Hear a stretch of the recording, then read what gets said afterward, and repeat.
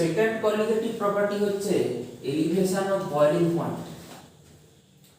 এখন যদি এমন হয় যে কোনো একটা ভোলাটাইল সলভেন্টের সাথে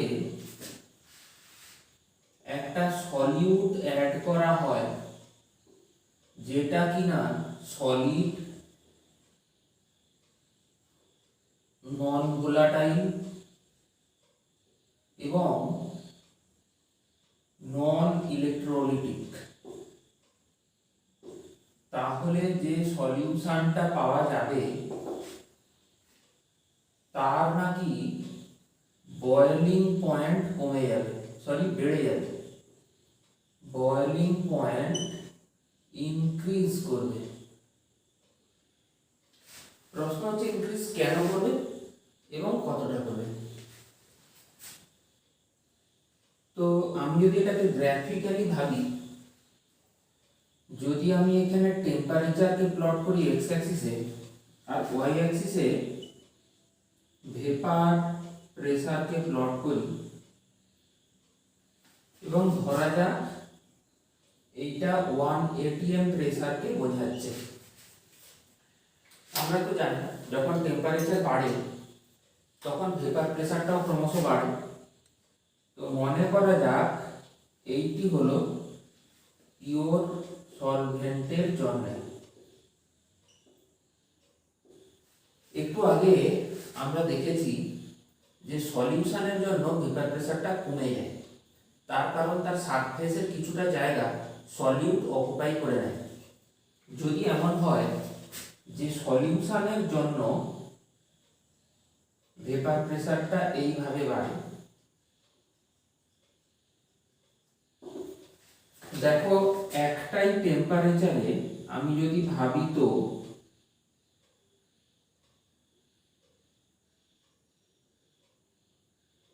সলিউশনের জন্য যতটা ভেপার প্রেসার, পিওর সলভেন্টের জন্য ভেপার প্রেসার কিন্তু তার চেয়ে বেশি হয়েছে।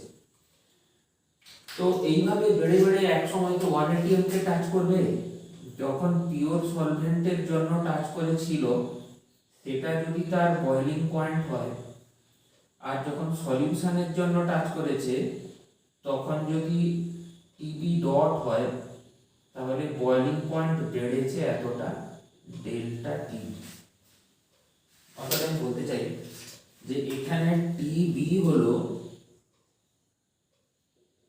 Boiling point of pure solvent এবং টিবি ডট হলো বয়লিং পয়েন্ট অফ সলিউশন। যে সলিউশনটা কিনা এইভাবে তৈরি হচ্ছে একটা ভোলাটাইল সলভেন্টের সাথে solid, non volatile, non electrolytic solute add করে। তো তাহলে আমরা এই ছবিটার থেকেই তো দেখতে পাচ্ছি যে টিবি ডটটা বড়, কিন্তু কতটা বড়? এই যে এলিভেশন বা বেড়ে যাওয়া অফ বয়লিং পয়েন্ট, সেটা তাহলে কতটা হলো? Delta TB. এই যে ডেল্টা টিবি, এইটা একটা কোয়ালিটেটিভ প্রপার্টি, মানে হচ্ছে কতটা বাড়বে সেটা আমি জলের বয়লিং পয়েন্ট কতটা বাড়বে সেটা আমি গ্লুকোজ না ফ্রুক্টোজ দিচ্ছি তার উপর নির্ভর করবে না, পার্টিকেলের নেচারের উপর নির্ভর করবে না, নাম্বার অফ পার্টিকেলসের উপরে ডিপেন্ড করবে। কিছুটা ভোট দানের মতো, কে ভোট দিচ্ছে, চোর চাচোর খুনি নাকি ভালো লোক, তার উপর ডিপেন্ড করবে না, যে বেশি ভোট পেয়েছে জিতবে কিন্তু সেই। তো যাই হোক, এই ডেল্টা টিবি ব্যাপারটা এম এর সাথে প্রপোর্শনাল, যেখানে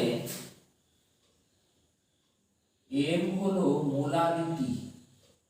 মোলারিটি মানে আমরা ক্লাস 11-এ শিখেছি number of moles of solute divided by mass of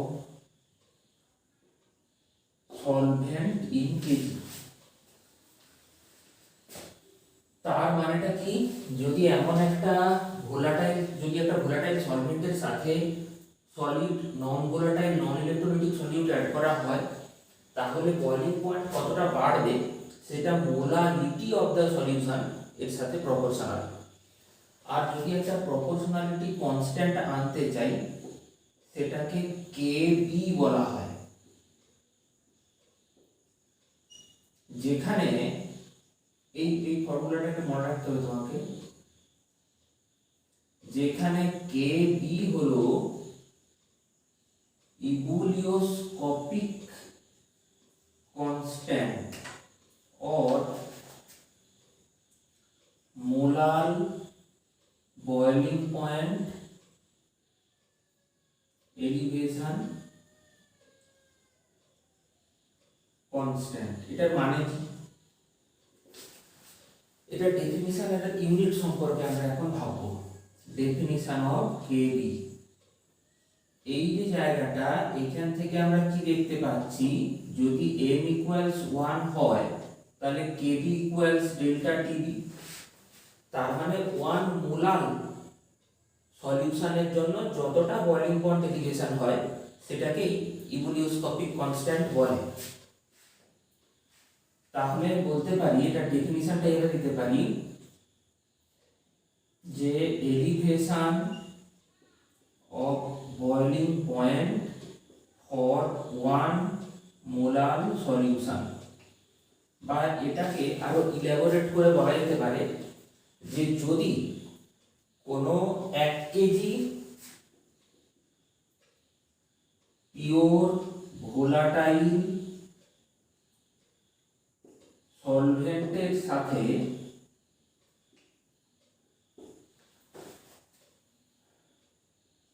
1 mole of solid non volatile non electrolytic solute add করা হয়, তাহলে যে সলিউশনটা আসবে সেক্ষেত্রে যতটা বয়লিং পয়েন্টের এলিভেশন হবে ওই বয়লিং পয়েন্টের এলিভেশনটাই হলো ইবুলিওস্কোপিক কনস্ট্যান্টের সাথে সমান। এবার যদি বলা হয় যে এটার ইউনিট কি হবে, দেখো কেবি মানেটা কি, মানে হচ্ছে ডেল্টা টিবি বাই এম। তাহলে উপরে কেলভিন আর নিচে মোল পার কেজি লিখে দিতে হবে। এটার মানে কেলভিন ইনটু কিলোগ্রাম পার মোল।